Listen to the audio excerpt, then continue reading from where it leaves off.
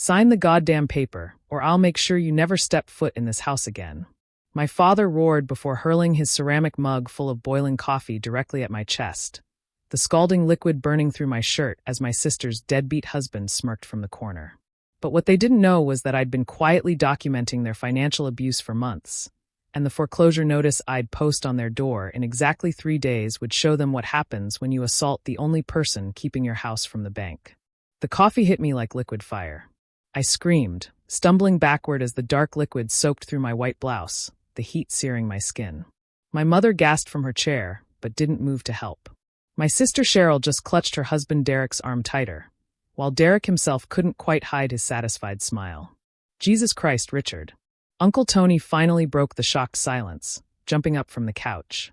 What the hell is wrong with you? But Dad wasn't done. His face was purple with rage, the vein in his forehead pulsing as he pointed at the loan documents scattered on the kitchen table. 28 years I've raised this ungrateful bitch, and she can't do one simple thing for her family. I pressed my palms against my burning chest, tears streaming down my face from the pain. First-degree burns, at least. Maybe second. The skin was already blistering under my ruined shirt. It's just a co-signature, Melanie, Cheryl whined, not even acknowledging that our father had just assaulted me. Derek needs that truck for his new job. His 4th new job this year, I managed through gritted teeth. The one he doesn't actually have yet. For a business that doesn't exist. How dare you? Derek started to stand, but I cut him off. Sit down, Derek. We all know the only reason you need a $75,000 truck is to sell it for cash to pay off your gambling debts. Just like the boat. Just like Cheryl's jewelry. Just like everything else you've touched in the last 3 years. Get out, Dad growled. Get out of my house and don't come back until you're ready to act like family. I looked around the room at these people who shared my blood, but had never shared my values. At the house I'd been secretly paying the mortgage on for 18 months. At the family who didn't know they were already 3 months behind on every utility because I'd stopped intercepting the bills. Gladly, I said, my voice steadier than I felt. But first, I'm going to the hospital. And I'm filing a police report. And Derek, good luck getting anyone to co-sign for you with pending assault charges in the family. You wouldn't dare, Mom finally spoke, her voice cold. We're your family. No, I said, backing toward the door. Family doesn't throw scalding coffee at you for refusing to enable a gambling addict. Family doesn't demand you risk your credit for someone who's declared bankruptcy twice. Family doesn't. Family helps family. Dad roared, grabbing another mug from the counter. I fled. The emergency room nurse whistled low when she saw the burns. Honey, how did this happen? My father threw boiling coffee at me, I said simply. Her face darkened. Do you want us to call the police? I'll handle it, I said. But I need documentation. Photos. Medical records. Everything. As she treated my burns, 1st degree over most of the impact area, 2nd degree in 2 spots where the coffee had pooled against my bra, I pulled out my phone and scrolled through my files. 18 months of bank statements showing my payments. Screenshots of threatening texts from Dad. Videos of Derek bragging about his schemes. Everything I'd need. You've been planning this, the nurse observed, glancing at my phone. I've been hoping I wouldn't need it, I corrected. But I knew this day would come. The day they pushed too far. 3 hours later, bandaged and medicated, I sat in my apartment and made 3 phone calls. The first was to my lawyer, Patricia Vance. They did what? She asked after I explained. Through coffee. Boiling. Because I wouldn't co-sign a loan for my brother-in-law. Please tell me you have medical documentation. Everything. Photos, treatment records, the works. Pat, I want to move forward with everything we discussed. All of it. The financial abuse case? Melanie, are you sure? Once we file. They burned me, Pat. Literally. I'm done protecting them. The second call was to the bank. Ms. Griffin? This is unexpected. You've never missed a payment in 18 months. I'm aware, I told the mortgage officer. I'm calling to inform you that I will no longer be making payments on the Richard Griffin mortgage. You'll need to contact him directly for the past due amount. But, Ms. Griffin, the account is already 90 days delinquent. If you don't pay, then you'll need to begin foreclosure proceedings. The house is in my father's name, not mine. I've been paying as a courtesy. That courtesy ends now. The full amount due with penalties is $8,747. Without payment by Tuesday, we'll have to post notice. I understand. You have my father's contact information. The third call was to my sister. She didn't answer, but I left a voicemail. Cheryl, this is your sister. The one Dad just assaulted. I wanted you to hear this from me first. I've been paying Mom and Dad's mortgage for a year and a half. Also their property taxes. Their insurance. Their utilities. About $5,000 a month total. Money I told them was from my consulting business, but was actually from my savings. That ends today. The house is 3 months behind. The bank will post foreclosure notice on Tuesday. If you want to save it, you and Derek better come up with $9,000 by then. Oh, and the power will probably be shut off tomorrow. That bill's 4 months overdue. Good luck. I hung up and immediately turned off my phone. Then I sat back, touched my bandages gently, and waited. By Monday, my phone had logged 147 missed calls. I didn't listen to the voicemails, but the texts were illuminating. Dad, you think you're smart? Get back here now. Mom, Melanie, stop this nonsense. We're family. Cheryl, how could you do this to us? Derek, you frigid bitch, I'll make you pay for this. Uncle Tony, Mel, what's going on? Your dad says you're trying to destroy them. The only one I responded to was Uncle Tony. I sent him photos of my burns and a simple message. He threw boiling coffee at me because I wouldn't co-sign a loan. I'm done. His response was immediate. Jesus. I'm so sorry. Do what you need to do. Tuesday morning, I parked down the street from my parents' house at 8:47 a.m. The foreclosure notice would be posted at 9 o'clock, according to the bank. I wanted to see their faces when they realized their free ride was over. But I wasn't prepared for the circus that greeted me. 3 cars were parked haphazardly in the driveway. Cheryl's SUV, Derek's beat-up sedan, and Aunt Margaret's Lexus. Through the window, I could see people gesturing wildly in the living room. At 9:03, the bank representative arrived.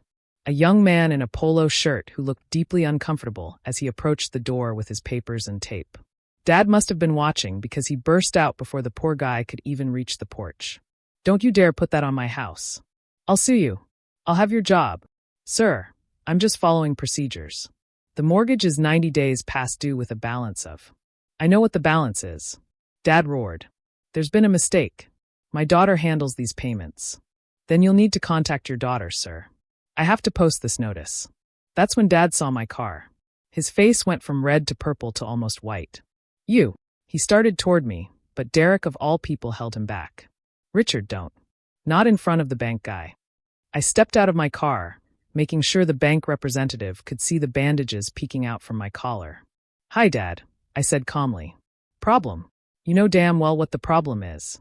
Oh, you mean the mortgage I've been paying for 18 months while you told everyone I was a selfish disappointment who never helped the family? That problem. Cheryl emerged from the house, mascara running. Melanie, please. We'll lose everything. No, I corrected.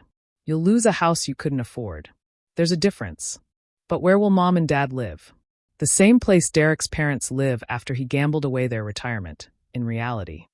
The bank representative finished taping the notice to the door, bright orange and impossible to miss. You have 90 days to bring the account current or vacate the premises. All the information is in the packet. As he drove away, the neighbors started emerging. Mrs. Chun from next door. The Johnstons from across the street. All watching the Griffin family empire crumble in real time. Inside. Now, Dad commanded. I'm not setting foot in that house, I said. Not after what you did. What I did. You're destroying this family over a little spilled coffee. Thrown coffee. Boiling coffee. That left second-degree burns. I pulled out my phone and showed them the photos the nurse had taken. Would you like to see? Mom went pale.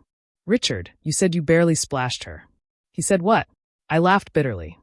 Look at the pictures, Mom. Look at what he did because I wouldn't risk my credit score for Derek's gambling addiction. I don't have a gambling addiction. Derek protested. Really? I pulled up another photo. This isn't you at the casino last Thursday? When you told Cheryl you were at a job interview. Cheryl snatched the phone, stared at the screen, then slapped Derek so hard the sound echoed off the neighboring houses.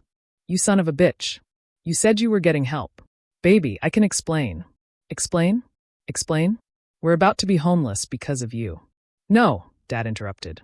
We're about to be homeless because your sister is a vindictive little. Enough.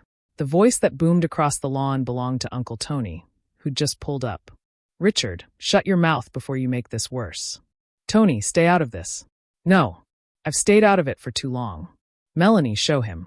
I held up my phone, displaying the photos of my burns. Tony took the phone and shoved it in Dad's face. You did this.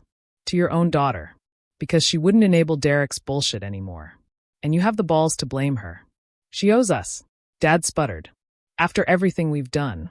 What have you done, Richard? Besides take her money and throw coffee at her. We raised her. That's your job, Tony roared. That's the bare minimum. That doesn't entitle you to assault her when she won't bankrupt herself for your other daughter's loser husband. The neighbors were recording now. Multiple phones pointed at our family drama playing out on the lawn. By tonight, we'd be all over social media. Melanie, Mom approached me carefully, like I was a wild animal. Sweetheart, let's discuss this. Surely we can work something out. Sure, I said. Pay me back the $90,000 I've spent keeping your house afloat. Then pay my medical bills. Then we'll talk. $90,000. Cheryl whispered. You spent $90,000. Over 18 months. While Dad called me selfish. While you called me cheap. While Derek schemed to get more. We didn't know, Mom said weakly. Because you didn't want to know. It was easier to take the money and insult me than to ask where it came from or say thank you. So what now? Dad demanded. You're just going to let us lose everything? No, I said. You're going to lose everything. I'm just not going to stop it anymore. Derek could get that truck, Cheryl said desperately. He could work, pay you back. Derek couldn't pay back $1 if his life depended on it, I said flatly. And even if he could, I wouldn't co-sign for a bicycle for him, let alone a truck. So that's it, Mom asked. You're just walking away from your family? Dad threw boiling coffee at me, I said slowly, as if explaining to a child. That's assault. That's a felony. The only reason he's not in handcuffs right now is because I haven't filed the police report yet. Yet. You wouldn't, Dad said, but uncertainty flickered in his eyes. Try me. Come near me again. Threaten me. Have Derek threaten me. See what happens. I turned to go, then stopped. Oh, and the utilities? All past due. Power gets cut tomorrow. Water by Friday. I'd start packing if I were you. 90 days goes fast. Melanie, Cheryl cried. You can't just leave us like this. I looked back at them. My family. The people who were supposed to love me unconditionally. Who instead saw me as nothing more than a wallet with working credit. Watch me, I said. As I drove away, I caught a glimpse of them in my rearview mirror. Mom crying. Dad raging. Cheryl and Derek screaming at each other. Uncle Tony trying to restore order.